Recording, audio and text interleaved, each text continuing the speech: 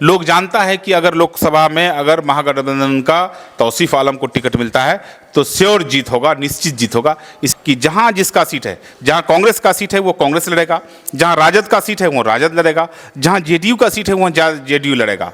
कोई अगर दावा पेश करता है तो गलत पेश करता है। दावे के साथ कहता हूं कि अगर गठबंधन से कांग्रेस का टिकट हमको मिल गया तो इंशाल्लाह डबल वोटों से जीतूंगा। ये मैं नहीं कह रहा हूं, पूरे अवाम लोग कह रहा है कि नहीं, मजलिस का तो कोई बातें नहीं है। मजलिस का मतलब क्या है? जिस तरह से बीजेपी में आरएसएस है, उसी तरह से ये मुसलमान का पार्टी बना करके ये लोग सिर्फ मुसलमान हिंदू करता है। इस पर तो बैन लगा देना चाहिए। और जनता अगर कहेगा कि निर्दलीय लड़ना है आपको, तो मैं निर्दलीय भी लड़ सकता हूँ। जनता कहेगा कि आपको नहीं लड़ना है तो मैं नहीं लड़ूंगा। मेरा टिकट जनता है और मैं पार्टी को इतना मायने नहीं रखता हूँ जनता के आगे। मैं दावेदारी पेश करता हूं कि कांग्रेस को टिकट मिलेगा ही, किसी दूसरे को टिकट नहीं मिलेगा। अगर जावेद साहब को टिकट नहीं मिलता है तो किसी कांग्रेस परिवार को ही टिकट मिलेगा। मेरे अलावा आप बता दीजिए कि किशन लोकसभा में कौन ऐसा नेता है जो आप उसको मिल सकता है। एक आदमी है जो जलील मस्तान साहब है, उसको भी मिल सकता है, वो भी सीनियर लीडर है। अगर उनको भी मिलता है तो मैं वेलकम करूंगा, मैं उनका साथ देने का काम करूंगा। मैं ओवैसी साहब को गलत नहीं कहता हूं, वो अच्छे लीडर हैं, अच्छे इंसान हैं, लेकिन उनके कहीं ना कहीं भाषण से मुसलमानों को नुकसान हो रहा है। देखिए, 2024 का कैंडिडेट हम लोग भी हैं और हम चाहेंगे कि कांग्रेस मुझे टिकट दे, महागठबंधन का उम्मीदवार हम हों और ये सीट फिर महागठबंधन के खाते में जाए। अभी मौजूदा जो हमारे सांसद हैं कांग्रेस के हैं, मैं भी कांग्रेसी हूँ, लेकिन जो हालात है क्षेत्र का, अगर दोबारा कांग्रेस का टिकट उसको जाता है तो दिक्कत हो सकता है। सलाम आदाब, मैं रमीज़ रेज़ा, आप देख रहे हैं केडीवी लाइव। हम मौजूद हैं बहादुरगंज के पूर्व विधायक कांग्रेसी नेता जनाब तौसीफ आलम साहब के साथ। सबसे पहले केडीवी लाइव को पहली बार मौका मिला है, हम आपका शुक्रिया अदा करते हैं और वेलकम करते हैं। मैं भी आपका शुक्रगुजार हूं जो आपने मुझे उस लायक समझा, आपने आया केडीवी लाइव, और मैं देखता हूं, आपका चैनल को देखता हूं और अच्छा भी लगता है। इसी तरह से आप लोग अगर काम करेंगे तो इंशाल्लाह समाज का भी भला होगा और जो मुद्दे आप लोग दिखाते हैं ये बहुत अच्छी बात है। चलिए, इससे पहले कि हम और तमाम तर सवालों के उस कदम में जाए, सबसे पहले हम आपके हर भाषण में एक चीज़ काफ़ी सुनने में हम लोगों ने सुना भी और सच्चाई भी है कि बहादुरगंज जनता ने एक बार नहीं, दो बार नहीं, तीन बार नहीं, 4 बार आपको मौका दिया, 5वीं बार अब नहीं हुआ है। कुछ कहना चाहेंगे? देखिए, ये तो पब्लिक का कुर्सी है। मैं तो बहादुरगंज विधानसभा का अगर ज़िंदगी भर गुलामी करूँ तो कम है, क्योंकि एक बार नहीं, 2 बार नहीं, 3 बार नहीं, 4 बार मुझे लोग जिताया है। और हो सकता है कि मेरे अंदर कोई कमी था, इसलिए 5वां बार हमको नहीं चुना है। फिर जनता के बीच में जाएंगे, इंशाल्लाह ज़रूर चुनेगा। हाल ही के दिनों में जिला उप चेयरमैन को लेकर वोटिंग हुआ और उसमें कहा जा रहा है कि बहुत सारे लोगों ने इसमें चलाया भी है, आपने बयान भी दिया कि इसमें आपका बहुत बड़ा एक रोल था। मैं चाहूँगा कि इसको लेकर आप अपनी कुछ प्रतिक्रिया दें। नहीं, देखिए, रोल का बात क्या है कि हमारे पास आया, हमने साथ दिया और लास्ट में सिचुएशन ऐसा बना कि निर्विरोध चुना गया। ये मेरा उपलब्धि नहीं कहेंगे हम जिला पार्षदों का उपलब्धि कहेंगे। सारे लोग, सारे जिला परिषद मिल करके फिर इनको सपोर्ट कर दिए। हाँ, एक समय हालात ऐसा हो गया था कि कांटे का टक्कर हो गया था, 10 और 8, हम लोगों की तरफ 10 था, उधर 8 था, लेकिन हम लोगों ने फिर प्रयास किया, 2-4 और हम लोगों की तरफ आ गया। अगला कैंडिडेट जो थे वो अपने आप को बेहतर समझा कि हमको बैठ जाना ही बेहतर है और समर्थन कर दिया। मैं उनका तहे दिल से शुक्रिया अदा करता हूं। जो आप ने निर्विरोध जो कराया, श्रेय आप पर भी जाता है। रुकैया बेगम ने भी चुनाव के मैदान में चेयरमैन को लेकर थे, चूँकि अब इसको लेकर भी एक आकलन लगाया जा रहा है कि उप चेयरमैन चूँकि में आपका बड़ा रोल था, तो हो सकता है कि इसमें भी आप दिमाग लगाया और चेयरमैन के लिए भी कुछ कर सकते हैं। हाँ, मेरा भाभी रुकैया बेगम चेयरमैन थी और मेरा बड़ा भाई फैयाज़ आलम चेयरमैन था। तो अभी जिला परिषद मौजूद है और जो चुनाव हुआ था जिला चेयरमैन का, उस समय हम लोग लड़े भी थे।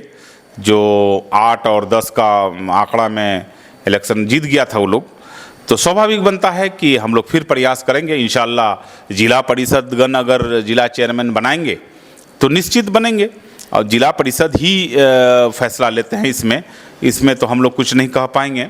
लेकिन कोशिश ज़रूर करेंगे इंशाल्लाह। आने वाला समय में हो सकता है कि जिला परिषदगण जिला चेयरमैन हमारे भाभी को बनाए, और मैं उसके लिए कोशिश करूँगा।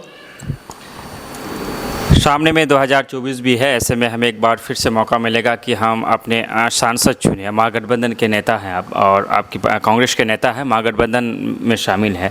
2024 के दृष्टिकोण से आप कुछ क्या कहना चाहेंगे? देखिए, 2024 का कैंडिडेट हम लोग भी हैं, और हम चाहेंगे कि कांग्रेस मुझे टिकट दे, महागठबंधन का उम्मीदवार हम हों, और ये सीट फिर महागठबंधन के खाते में जाए। अभी मौजूदा जो हमारे सांसद हैं कांग्रेस के हैं, मैं भी कांग्रेसी हूँ, लेकिन जो हालात है क्षेत्र का, अगर दोबारा कांग्रेस का टिकट उसको जाता है तो दिक्कत हो सकता है। हालात को देखते हुए हम लोग आला कमान को हम लोग अपना मैसेज दे चुके हैं कि किशनगंज लोकसभा का सीट अगर जितना है तो किशनगंज का लोकसभा का सीट को कांग्रेसी प्रत्याशी बदलना पड़ेगा, और उसमें हम प्रबल दावेदार हैं। और मैं दावे के साथ कहता हूं कि अगर गठबंधन से कांग्रेस का टिकट हमको मिल गया तो इंशाल्लाह डबल वोटों से जीतूंगा। ये मैं नहीं कह रहा हूं, पूरे अवाम लोग कह रहा है कि जो मौजूदा सांसद हैं वो उम्मीद पर खरा नहीं उतर पाया है, तो उससे हम लोगों को भी अफसोस है, क्योंकि हम लोग भी महागठबंधन से हैं, कांग्रेस से हैं। तो हम भी चाहेंगे कि यहाँ टिकट बदला जाए ताकि यहाँ का सीट महागठबंधन के खाते में जाए। एक बड़ी बात निकल कर सामने आई कि कांग्रेस के टिकट को लेकर पूर्व विधायक बहादुरगंज ने भी अपनी दावेदारी को पेश किया है और पेश कर रहे हैं। अगर आपको टिकट नहीं मिलता है 2024 के लोकसभा के लिए, तो ऐसी स्थिति में कांग्रेस जिसे भी टिकट देने का काम करेगा आप उसके साथ होंगे या फिर बगावती तेवर देखेंगे? देखिए, सबसे पहले तो हम चाहेंगे कि महागठबंधन का सीट बचाने के लिए हम हर संभव प्रयास करेंगे, चाहे इसके लिए जितना लड़ाई लड़ना पड़े लड़ेंगे। हम चाहेंगे कि महागठबंधन का सीट जो है कांग्रेस का मतलब सीट यहाँ बरकरार रहे। अगर फिर से वही दोबारा अपनाया जाता है तो फिर जनता का मूड पर फैसला लेंगे हम। जनता का मूड पर फैसला लेंगे। अच्छा, आपने कहा कि 2024 में सांसद की दावेदारी के लिए आप पेश कर रहे हैं और पार्टी से टिकट की मांग कर रहे हैं। तैयारियां, क्या कुछ तैयारियां भी हो रही है आपकी तरफ से?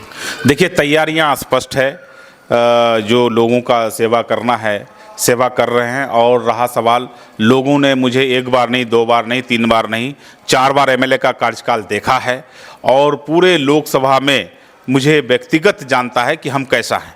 तो लोग, अगर महागठबंधन का टिकट मिलता है हमको तो निश्चित हमारी जीत होगी। और हमारा जो तैयारी लोगों में है, लोग जानता है कि अगर लोकसभा में अगर महागठबंधन का तौसीफ आलम को टिकट मिलता है तो श्योर जीत होगा, निश्चित जीत होगा। इसलिए मैं भी गर्व से कहता हूं कि मेरे तरफ जनाधार है, और अगर कांग्रेस का टिकट देता है, महागठबंधन का टिकट देता है तो निश्चित जीत होगी इंशाल्लाह।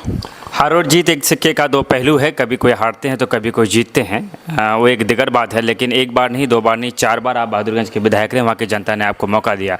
लेकिन इस बार एक मामला ये है कि महागठबंधन है बिहार में, और 2024 को अगर टिकट ना मिले, 25 की भी अगर हम बात करते हैं, तो जो मौजूदा विधायक वो राजद से हैं, जो कि एमआईएम में थे लेकिन अब राजद से हैं, और आप कांग्रेस से हैं। चूँकि दोनों पार्टियां गठबंधन में, किसी एक का टिकट कटेगा इतना तो कन्फर्म है। लेकिन हम फॉर एग्जांपल मान लेते हैं कि आपको नहीं मिलता है टिकट, तो इसमें फिर आपका कदम क्या रहेगा 2025 के लिए?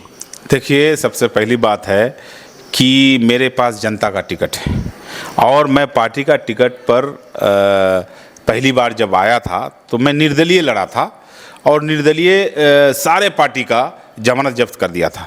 उसके बाद मैं कांग्रेस में आया था और कंटिन्यू तीसरी बार रहा। इस बार अगर 2025 का हालात बनता है, लोकसभा में नहीं लड़ पाता हूँ, अगर विधानसभा ही लड़ना पड़ेगा, तो 2025 में जनता तय करेगा। क्योंकि पहली बार हम निर्दलीय लड़े थे, और जनता अगर कहेगा कि निर्दलीय लड़ना है आपको, तो मैं निर्दलीय भी लड़ सकता हूं। जनता कहेगा कि आपको नहीं लड़ना है तो मैं नहीं लड़ूंगा। मेरा टिकट जनता है, और मैं पार्टी को इतना मायने नहीं रखता हूं जनता के आगे, क्योंकि हमने जनता का टिकट से जीता है, निर्दलीय जीता है। इसीलिए पार्टी का टिकट मैं मायने नहीं रखता हूं। अगर मेरे साथ जनता है तो निश्चित 2024 भी जीतूंगा, और इंशाअल्लाह 2025 भी जीतूंगा। और मुझे उम्मीद है खास करके बहादुरगंज विधानसभा के जनता पर कि मुझे गोद में रखने का काम किया है। 16 साल तक आपने बहादुरगंज विधानसभा की कमान जो है अपने हाथों में रखा और वहाँ के लोगों ने बदस्तूर आपको मौका देता रहा और यकीनन बहादुरगंज विधानसभा में काम भी हुए, लेकिन आज भी बहुत सारे ऐसे काम हैं जैसे कि हम लोदाबाड़ी पुल का जिक्र कर सकते हैं, दारुल वाले सड़क का जिक्र कर सकते हैं। दारुल सड़क की बात आए तो मैं चाहूँगा थोड़ा उस पर बात हो जाए। वहाँ आपको लेकर के आरोप लगाया जा रहा है, चूँकि मसूर साहब का वहाँ घर था और कहा जाता है कि उसका घर होने की वजह से आपने वो सड़क में बनाने का कभी पहल नहीं किया। नहीं, वो रोड जो है ना म्यूनिसिपैलिटी में पड़ता है। वो रोड म्यूनिसिपैलिटी में एक नियम है कि जब तक प्रस्ताव लेके वो लोग नहीं भेजेंगे तब तक वो काम आप नहीं कर सकते हैं। तो म्यूनिसिपैलिटी से प्रस्ताव जिला में भेजा ही नहीं गया कभी, जिसके वजह से वो रोड का काम रुका हुआ था। लेकिन जब जिस लास्ट साल 2020 को हमने प्रस्ताव भिजवाया और उसके बाद उसको डीपीआर बनवाया, डीपीआर बनवा करके हमने जिला को ये आरडीओ विभाग से हमने पटना भिजवाया और वो सेंक्शन भी हो चुका है। 2020 की बात कर रहे हैं। 2021 2022 मेरे हाथ में पावर नहीं था, इसलिए मैं नहीं कह सकता हूं। अभी जो मौजूदा पावर में है उससे आप सवाल कर सकते हैं और उससे जवाब भी ले सकते हैं। उस समय का स्थिति ये था कि प्रस्ताव भेजा नहीं था म्यूनिसिपैलिटी, उस समय 2020 में हम भिजवाए थे और सेंक्शन हमने करा दिया है। लेकिन अब तक क्यों नहीं बन रहा है इसका जवाब दे जो अभी पावर में है वो बताएंगे। हालांकि आप सत्ता में है नहीं, लेकिन फिर भी एक सवाल है, चूँकि बहादुरगंज के अवाम अभी भी आपसे काफ़ी उम्मीदें रखता है और सोशल मीडिया के अकाउंट हम आपका देखते रहते हैं। लगातार जनता आपके घर तक पहुंचते हैं और ऐसा नहीं लग रहा है कि भले ही जीते नहीं हैं आप, लेकिन जनता ने उम्मीद नहीं छोड़ा है। इसलिए सवाल आपसे बनता है, अगर बहादुरगंज अस्पताल की बात करें तो वसीकुर रहमान जो कि चेयरमैन प्रतिनिधि है, आपने भी आपका भी सपोर्ट था और लगातार जो अस्पताल का जो प्रभारी है उनको लेकर काफ़ी नाराज़गी लगातार लोग कर रहे हैं। यहाँ तक कि जो मौजूदा विधायक है उनके लोगों ने भी सोशल मीडिया में ये किया था खुले मन से। उसके बाद वसीकुर रहमान साहब लगातार इसको लेकर आवाज़ उठा रहे हैं। क्या आपको नहीं लगता कि आपका इसमें क्या दृष्टिकोण है? देखिए, ये बात सच्चाई है इसमें कि जो बहादुरगंज का प्रभारी है, जो सरकार के एक मंत्री का भांजी भी है, और मैं आरोप लगाता हूं कि सरकार में रहने के वजह से उसका वहां मतलब अस्पताल के नाम पर सिर्फ लिखा पढ़ी होता है, कागज़ पर हॉस्पिटल चलता है और अस्पताल बहादुरगंज जो है, जो हॉस्पिटल है, उसमें ना कोई इलाज होता है, ना कोई दवाई का व्यवस्था है, ना कोई समय पर डॉक्टर बैठता है। और कभी इमरजेंसी में डिलीवरी पेशेंट रात में अगर जाता है तो कभी तो ताला लगा हुआ रहता है, कभी डॉक्टर नहीं रहता है और इस स्थिति में बहुत ऐसा डिलीवरी पेशेंट का जान भी चले जाता है। उसमें तुरंत उसको हटाना चाहिए और किसी दूसरे का वहाँ जांच करके किसी दूसरे को डॉक्टर को देना चाहिए बहादुरगंज में। और जो डॉक्टर है वहाँ अभी हमको लगता है कि 3 साल से बेसी हो गया, उसको हटा देना चाहिए। और ये जो अभी जो वहाँ स्थिति है, बहुत खाली बहादुरगंज का ही नहीं, टेरागाछ का भी वही हाल है और जगह का भी वही हाल है।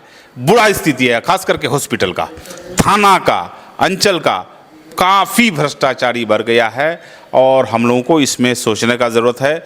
और मैं जिला प्रशासन से कहूँगा कि आप सबसे पहले बहादुरगंज हॉस्पिटल का जांच करिए, टेरागाछ हॉस्पिटल का जांच करिए, दिगलबैंग हॉस्पिटल का जांच करिए, बहादुरगंज थाना का जांच करिए, टेरागाछ थाना का जांच करिए, दिगलबैंग थाना का जांच करिए, बहादुरगंज अंचल का जांच करिए और टेरागाछ अंचल का जांच कीजिए और दिगलबैंग अंचल का जांच कीजिए। अगर इसमें सच्चाई सामने में नहीं आएगा तो मैं आपको दावे के साथ कहता हूं कि इस विषय में और कभी आपसे आवाज़ नहीं उठाऊंगा। लेकिन इसमें सच्चाई है कि भ्रष्टाचारी में लिप्त हो चुका है। इसमें जिला प्रशासन को हरकत में आकर के इसमें एक्शन लेने का ज़रूरत है। बहादुरगंज थाना का जिक्र किया आपने, टेरागाछ थाना में जो घटना घटी सबने सुना, सबने देखा, मैं उसका जिक्र नहीं करना चाहा। उसके बाद बहादुरगंज थाना प्रभारी को लेकर भी काफ़ी लोगों में रोष था और आपने भी सोशल मीडिया अकाउंट के जरिए अपनी राय को जाहिर किया था। अगर आप विधायक होते, मान के चलते हैं, तो आपका क्या कदम होता, आप क्या करते? अगर मैं विधायक होता, जो बहादुरगंज थाना प्रभारी चितरंजन यादव जो है चौकीदार के साथ जो मारपीट किया है और वहाँ जो खुलेआम वर्दी का धौंस दिखा करके रंगबाजी कर रहा है, बहादुरगंज में खुले के आम नागरिक को चलना मुश्किल हो गया है। तो अगर मैं एमएलए रहता तो एसपी साहब के आगे मैं धरने पर बैठ जाता, और जब तक वो सस्पेंड नहीं होता वो बहादुरगंज थाना प्रभारी चित्तरंजन यादव, तब तक मैं धरना से नहीं उठता, चाहे इसके लिए हमको जो हो जाता। आज खुलेआम नंगा नाच कर रहा है बहादुरगंज थाना प्रभारी, लेकिन जिला प्रशासन कान में तेल दे करके, आंख में पट्टी लगा करके सोया हुआ है। ये कहाँ का इंसाफ है? हम लोग तो बोल नहीं पा रहे हैं कि महागठबंधन का सरकार है, लेकिन जब सर पर चढ़ के बोलेगा तो हम लोग बर्दाश्त नहीं करेंगे। आज चौकीदार के साथ मारपीट किए हैं आप, कल पब्लिक का बैठने नहीं देते हैं, नंगा नाच कर रहे हैं आप। इसका मतलब होता है कि प्रशासन इसमें मिलीभगत है। मैं चाहूँगा कि इस पर तुरंत कार्रवाई हो। हमने मुख्यमंत्री को पत्र लिखा है, हमने डीजीपी को पत्र लिखा है, हमने किशनगंज जिला एसपी साहब को पत्र लिखा है कि इसको तुरंत हटाया जाए, नहीं तो ये सरकार को बदनाम करने का काम कर रहा है। मैं आग्रह है कि सरकार को बदनाम होने से बचा लिया जाए। खैखाट टोल टैक्स की अगर बात करें तो आप लगातार उसको लेकर के आवाज़ उठा रहे हैं, क्या मामला है खैखाट टोल टैक्स का? देखिए, खैखाट टोल में भी अवैध वसूली चल रहा है।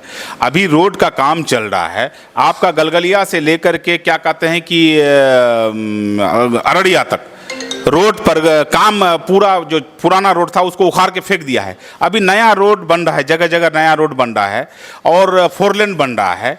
आप उसमें टोल वसूल रहे हैं, ये कहाँ का संविधान है भाई?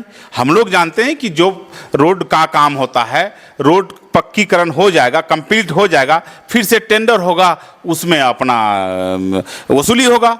लेकिन आज का डेट में अभी भी टोल वसूल हो रहा है, और ख़ास करके ट्रक वाला से 500 से लेकर के 2000 तक वसूला जा रहा है, अवैध वसूला जा रहा है ओवरलोड के नाम पर। ये क्या है भाई? परिवहन विभाग क्या कर रहा है, जिला प्रशासन क्या कर रहा है? इसका मतलब है कि जिला प्रशासन ये टोल वसूली में मिला हुआ है और परिवहन विभाग भी मिला हुआ है। मेरा आरोप है कि इसको तुरंत बंद करे, नहीं तो हम सोचेंगे कि जिला प्रशासन का मिलीभगत है ये टोल टैक्स में। 2024 में कांग्रेस के टिकट को लेकर आपने दावेदारी पेश किया। हम ये जानना चाहेंगे कि बहुत ज़रूरी हो जाता है कि डॉक्टर जावेद आज़ाद साहब, जो कि मौजूदा सांसद है, कांग्रेस पार्टी से ही है, और आप दावेदारी कर रहे हैं, तो आखिर आपको पार्टी टिकट क्यों दे? उनसे आपको क्यों लगता है कि उन्हें ना देकर टिकट आपको मिलना चाहिए? अगर पार्टी के कुछ लोग सुन रहे हैं, कुछ जिम्मेदार सुन रहे हैं, तो आप अपने तरफ से क्या कुछ रखना चाहेंगे जो आपको ऐसा क्यों लगता है कि आप उनसे बेहतर हैं? देखिए, मैं नहीं कह रहा हूँ, मैं उनसे बेहतर नहीं कह रहा हूँ। लोगों का डिमांड है कि किशनगंज जिला का कांग्रेस का टिकट को बदला जाए, ये लोगों का डिमांड है। और उस स्थिति में कांग्रेस में मैं प्रबल दावेदार हूँ।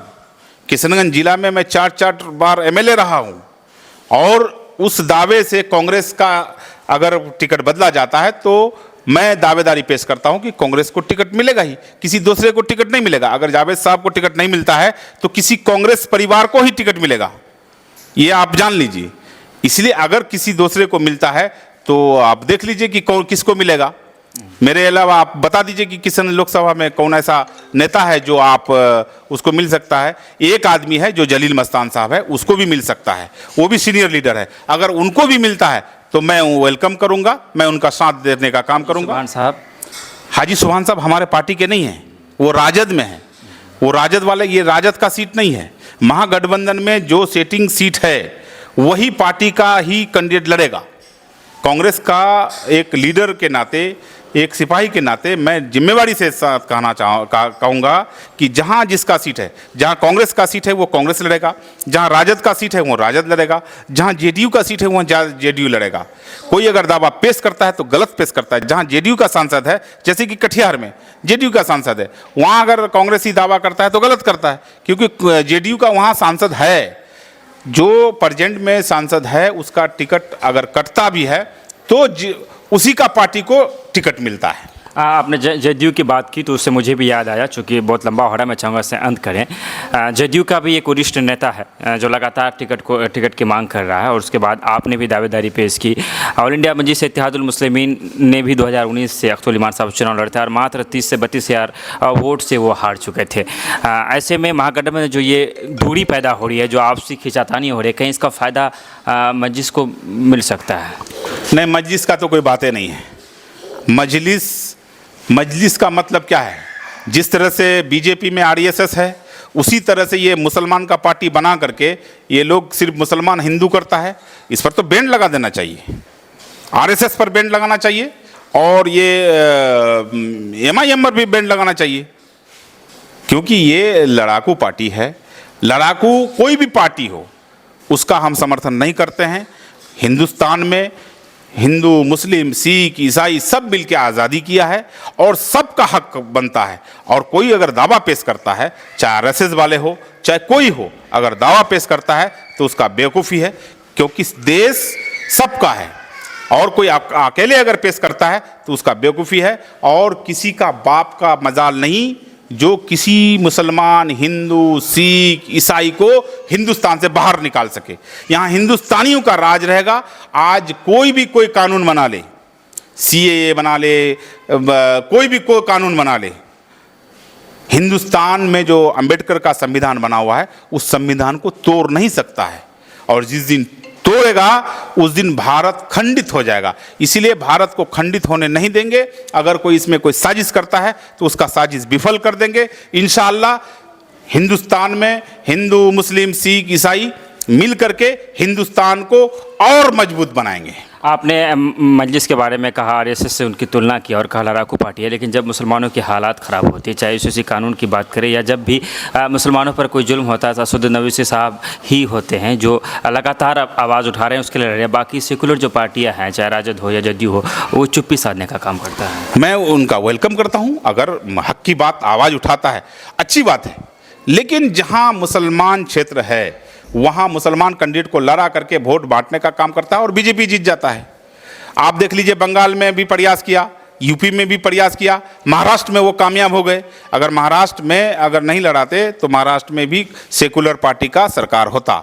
मैं ओवैसी साहब को गलत नहीं कहता हूँ, वो अच्छे लीडर हैं, अच्छे इंसान हैं, लेकिन उनके कहीं ना कहीं भाषण से मुसलमानों को नुकसान हो रहा है। बात तो करता है, अच्छी बात है, मुसलमान का हक के लिए बात करता है, लेकिन कहीं ना कहीं घुमा करके देखिएगा मुसलमानों के हक में खराबी का काम करता है। उनके बात करने से मुसलमानों के हक में खराबी है। आखिर में हम चाहेंगे कि कोई एक बहादुरगंज की जनता से, किशनगंज की आवाम से 2024 के लिए आप क्या अपील करना चाहेंगे? और साथ ही साथ चूँकि ये लास्ट सवाल है, तो हम चाहेंगे, सड़क दुर्घटनाएं काफ़ी होती है और आप लोगों को लोग फॉलो करते हैं, खास करके 25 से जो 30 साल की उम्र के बच्चे होते हैं वो काफ़ी तेज़ी गति में गाड़ी चलाते हैं। मैं चाहूँगा एक संदेश दे कि गाड़ियों की स्पीड कम हो। देखिए, हमारे नौजवान जो है, नौजवानों को ये मालूम नहीं है कि इतना स्पीड चलाने से क्या होता है। मैं नौजवान साथियों से कहूँगा कि नौजवान भाई मेरे, आपका ज़िंदगी अभी 50 साल 60 साल है। आप शादी करेंगे, आपका आल औलाद होंगे, आपसे आग्रह है कि मोटरसाइकिल 60 से ऊपर नहीं चलाएं। और घटनाएं जो घट रही है, बहुत अफसोस होता है। आप लोग मतलब बहुत ऐसा घटना होता है कि जा रहा था किशनगंज, रास्ते में एक्सीडेंट होकर के मर गया। बहुत तकलीफ़ होता है, हम लोगों को बहुत तकलीफ़ होता है। बस इतना कहेंगे कि ज़िंदगी बहुत अनमोल है, ज़िंदगी से बड़ा अनमोल कुछ नहीं है। हमारे नबी करीम सल्लल्लाहु अलैहि वसल्लम के उम्मती हैं हम लोग। हमारे मूसा अलैहिस्सलाम से अल्लाह ताला से पूछा था कि या अल्लाह, अगर मैं आपके जगह में होता तो आप हमसे क्या मांगते? तो अल्लाह ताला ने कहा था कि ए मूसा, अगर तुम्हारे जगह हम होते तो हम यही मांगते कि मेरा ज़िंदगी, मैं सेहत के लिए दुआ मांगता। तो यानी ज़िंदगी से बेहतर कुछ नहीं हो सकता है, ये अल्लाह ताला का बयान है। और ज़िंदगी से बेहतर कुछ भी नहीं है। अगर ज़िंदगी हमको मिला है तो अनमोल है। मैं अल्लाह ताला का लाख लाख शुक्रगुजार हूँ जो हमको इंसान बना करके और सेहत, अच्छा सेहत दिया है। मैं अल्लाह का शुक्र अदा करता हूँ। मैं आप लोगों को कहता हूँ कि आप लोग हमारे नौजवान साथी हैं, आने वाला पीढ़ी हैं, कल के भविष्य हैं, कल के IAS IPS हैं, कल के प्रधानमंत्री, मुख्यमंत्री हैं, MLA हैं, MP हैं। आप ही लोग में से कोई बनेंगे, ये परंपरा है। इसलिए मैं चाहूँगा कि आपका भविष्य को देखते हुए आप अपना जान को सुरक्षित रहने के लिए मोटरसाइकिल का स्पीड सही से चलाएं और कम से कम स्पीड में चलाएं। बेहतर है, 10 मिनट बाद हम पहुँचेंगे। यही गुजारिश है आप लोगों से। बहुत बहुत शुक्रिया। ये थे बहादुरगंज के पूर्व विधायक जनाब तौसीफ़ आलम साहब, जो कि 4 बार बहादुरगंज के विधायक रह चुके हैं और अभी विपक्ष में हैं। 2024 लोकसभा को लेकर कांग्रेस पार्टी से उम्मीदवारी इन्होंने पेश किया है और कांग्रेस से कहा है कि टिकट इन्हें मिलना चाहिए। और उन्होंने इस बात को भी नकारा है कि अगर कांग्रेस का टिकट करता है तो किसी न किसी कांग्रेसी को ही मिलेगा, जदयू या राजद को मिलने का सवाल ही पैदा नहीं होता है। मैं चाहूँगा सभ्यता में रहकर मर्यादित तरीके से आप भी अपनी बातें कमेंट में दे सकते हैं। विदा लेते हैं आपसे। धन्यवाद, शुक्रिया, आदाब।